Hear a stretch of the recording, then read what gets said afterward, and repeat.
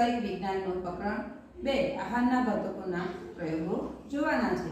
આપણે આગલા પ્રયોગમાં જોયું પ્રોટીનનું પરીક્ષણ અને સ્ટાર્ચનું પરીક્ષણ। આજે આપણે અહીંયા જોઈશું ચરબીનું પરીક્ષણ। તો ચરબીનું પરીક્ષણ કરવા માટે આપણે કઈ અધ્યયન નિષ્પત્તિઓ સિદ્ધ થાય છે તે જોઈએ। તો પહેલી અધ્યયન નિષ્પત્તિ છે શીખેલા વૈજ્ઞાનિક ખ્યાલોને રોજિંદા જીવનમાં લાગુ પાડવા। દાખલા તરીકે આપણા આહારના ઘટકોમાં કયા કયા પોષક તત્વો હાજર છે એની ચકાસણી આપણે અહીંયા કરીશું। ત્યાર પછી છે બીજી અધ્યયન નિષ્પત્તિ પ્રશ્નના જવાબ મેળવવા સરળ તપાસ હાથ ધરે। જેવી રીતે કે આપણા ઘરના ખાદ્ય સામગ્રી છે એમાં કયા કયા પોષક તત્વો હાજર છે આપણે જાતે તપાસી શકીશું। તો આજે આપણે અહીંયા ચરબીનું પરીક્ષણ કરીશું, જેનો હેતુ છે આપણી ખાદ્ય સામગ્રીમાં ચરબી હાજર છે કે નહીં એની ચકાસણી કરીએ। તો એના માટે આપણને કયા કયા પદાર્થો અથવા સાધનો જોઈશે। તો પદાર્થ તરીકે આપણને અહીંયા જુદી જુદી આપણા ઘરમાં જે વપરાય એ જ બધી ખાદ્ય સામગ્રીઓ જોઈશે। જેવી કે મેં અહીંયા થોડી મૂકી છે ઘઉં, મગ, બદામ, તલ, ચણા, મગફળી, અખરોટ, લવિંગ, વાલ, ચોખા, રાઈ, નારિયેળ, આવી બધી આપણા ઘરમાં જ વપરાય એ ખાદ્ય સામગ્રી આપણે અહીંયા ઉપયોગમાં લઈશું। અને થોડા કાગળ કે જેના પર આપણે આ ખાદ્ય સામગ્રીને ઘસીને અથવા છૂંદીને આપણે પરીક્ષણ કરીશું। તો આપણે આપણું પરીક્ષણ ચાલુ કરીએ। સૌપ્રથમ તો જુદી જુદી ખાદ્ય સામગ્રી લઈ એને કાગળ ટુકડા પર ઘસીએ અને એનું પરીક્ષણ કરીએ।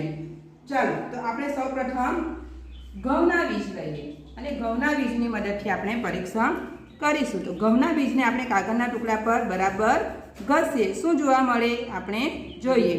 આ ઘઉંના બીજને કાગળ પર ઘસવા છતાં પણ આપણને કોઈ કાગળમાં અસર થયેલી દેખાતી નથી। ત્યાર પછી લઈએ મગના બીજ। આ મગના બીજને પણ આપણે કાગળ પર બરાબર ઘસીએ અથવા તમે છૂંદીને પણ ઘસી શકો। મગના બીજને પણ કાગળ પર ઘસવા છતાં આપણને કાગળ પર કોઈ અસર થયેલી જોવા મળતી નથી। હવે આપણે લઈએ બદામ।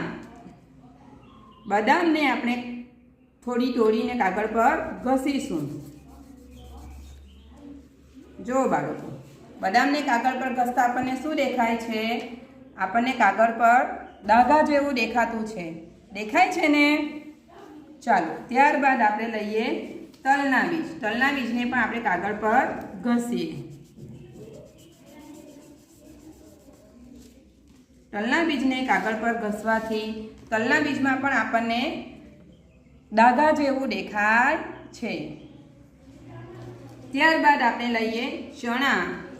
ચણાને આપણે કાગળ પર ઘસી જોઈએ। ચણાને કાગળ પર ઘસવા છતાં પણ કાગળમાં આપણને કોઈ ફેરફાર થયેલો દેખાતો નથી। હવે આપણે લઈએ મગફળીના બીજ। મગફળીના બીજને આપણે કાગળ પર ઘસીએ। મગફળીને થોડી છૂંદીને આપણે કાગળ પર ઘસીશું।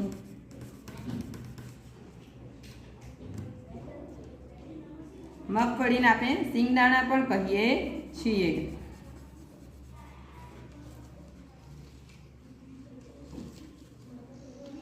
મગફળીના બીજને કાગળ પર ઘસવાથી એની પર પણ તેલના ડાઘા જેવું દેખાય છે। ત્યાર પછી આપણે ઘસીશું અખરોટ। અખરોટ એ આપણે ડ્રાયફ્રૂટ તરીકે ઉપયોગમાં લઈએ છીએ। એને કાગળ પર ઘસવાથી એમાં પણ આપણને તેલના ડાઘા જેવું દેખાય છે।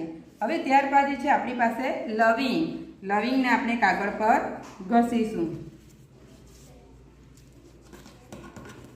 લવિંગ મિત્રો ગરમ કરવાથી એમાંથી તેલ સ્પષ્ટ નીકળે છે। લવિંગને પણ કાગળ પર ઘસવાથી એમાં પણ આપણને આછા આછા ડાઘા જેવું દેખાય છે। હવે આપણે ઘસીશું વાલને। વાલને કાગળ પર ઘસવાથી કાગળમાં કોઈ જ ફેરફાર થયેલો દેખાતો નથી। હવે આપણે ચોખાને ઘસીશું। ચોખાને ઘસવા છતાં પણ કાગળમાં કોઈ જાતનો ફેરફાર થયેલો દેખાતો નથી। હવે છે આપણી પાસે રાઈના બીજ। તો રાઈના બીજને આપણે કાગળ પર ઘસીશું। રાઈના બીજને છૂંદીને ઘસવાથી એકદમ સ્પષ્ટ આપણને પરિણામ મળશે। આ રાઈના બીજને કાગળ પર ઘસતા આપણને તેલના ડાઘા જેવું દેખાય છે। હવે આવે છે આપણું નારિયેળ। નારિયેળને આપણે છૂંદીને કાગળ પર ઘસીએ તો એમાં પણ આપણને તેલના ડાઘા જેવું જોવા મળશે. મિત્રો આપણને ખબર જ છે, આપણે વાળમાં જે તેલ નાખીએ છીએ કોપરે એ નારિયેળમાંથી જ બને છે. એનો મતલબ એ છે કે નારિયેળની અંદર ચરબી હાજર છે.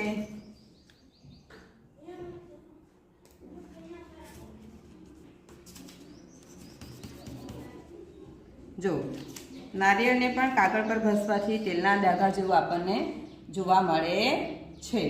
તો મિત્રો આપણે જોયું કે કેટલાક કાગળમાં આપણને તેલના ડાઘા જેવું સ્પષ્ટ જોવા મળ્યું અને કેટલાક કાગળમાં તેલના ડાઘા કે કંઈ જ જોવા મળ્યું નહીં, કાગળ પર કોઈ અસર થઈ નહીં. આ શું સૂચવે છે કે જે કાગળમાં આપણને તેલના ડાઘા જોવા મળ્યા એ કાગળમાં શું હાજર છે?